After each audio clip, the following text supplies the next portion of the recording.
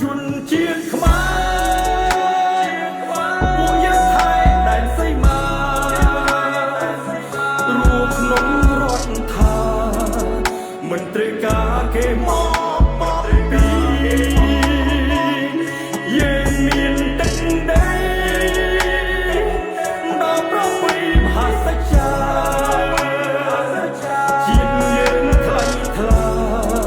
មិនได้កូនអ្នកចង់មក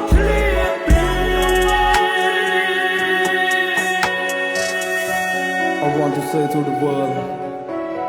Cambodia don't want war.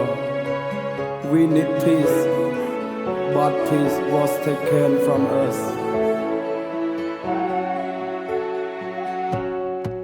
បងហើសុំនាងសូសៀង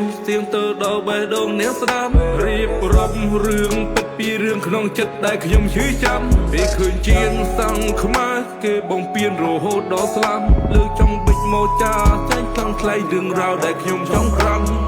ទូពេលីជីវិតក៏ដើម្បីមានទុកភូមិមុនស្លាប់មានមីមួយកញ្ចប់ពងទាមួយក្រាប់អោបជាប់ទ្រូងគ្រួសារដែលនៅផ្ទះក៏អស់សង្ឃឹមបានជួបជុំរាខ្មែរឃើញហើយស្រណោះបានត្រឹមតែនឹមវាស្រែកយំងាកមើលជនភាសំសំងំពូនៅក្នុងព្រៃក្មេងរៀនគ្មានសាលាអាហារក៏គ្មានសម្រាប់ឆីចាចោលផ្ទះសំវែងក៏ព្រោះតែខ្លាចពួកសៀមប្រឡ័យយោមិនធ្វើជាដំបូកខ្នើយមួយភួយមួយក្នុងជាប់ដី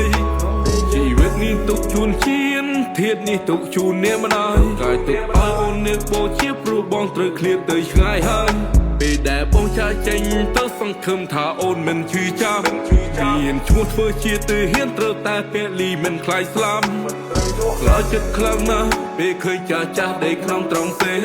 ទីរត់ទៅតែនឹងកាត់បែរជាមកខ្លងសំលេងក្របដេកុំទប់នៅជួរមុខខំប្រឹងតស៊ូមិនបានទុំទេត្រាំត្រែងក្នុងភ្លើងសង្គ្រាមក៏ដើម្បីតែទឹកដីខ្មែរតើអ្នកជឿទេពេលដែលគេធ្វើដល់យើងបែបនេះប្រពន្ធកូនស្រែកដងហើអូនរងចាំបងនៅកន្លែងនេះសម្រេចនៃការឈឺចាប់កូនចង់ហើយប៉ាត្រឡប់មកផ្ទះតែមិនដឹងត្រូវធ្វើយ៉ាងណាមានតែប្រណមបង្គំបនព្រះយើងចង់បានតែសន្តិភាពមិនដាក់គំនិតជាតិសាសន៍ដទៃហើយពេលនេះចង់បានសង្គ្រាមដូចជារបបពូជសាសន៍ប្រឡាញ់សប្បាយចិត្តណាស់តើមែនទេពេលឃើញមនុស្សស្លាប់ពីពេញដីឬសន្តិភាពចំពោះមុខអ្នកផ្លុំវាចោលដូចផ្សាយបារីសូមលើកដៃបួងសួងដោយអស់អារុកអារៈអ្នកតាជួយជំរុញកងទ័ពជួមមុខឲ្យមានកម្លាំងខ្លាំងដូចយក្សតាវាសម្រកសម្បុកទ័ពខ្មាំងហើយយកមកវិញនៅជ័យជំនះថាពួកយើងស្រែកថាជ័យយោទ័ពកម្ពុជាយើងត្រូវតែឈ្នះជ័យយោជនជាតិខ្មែរពួកយើងថៃដែនសីមារួមក្នុងរដ្ឋថាមន្ត្រីការគេមក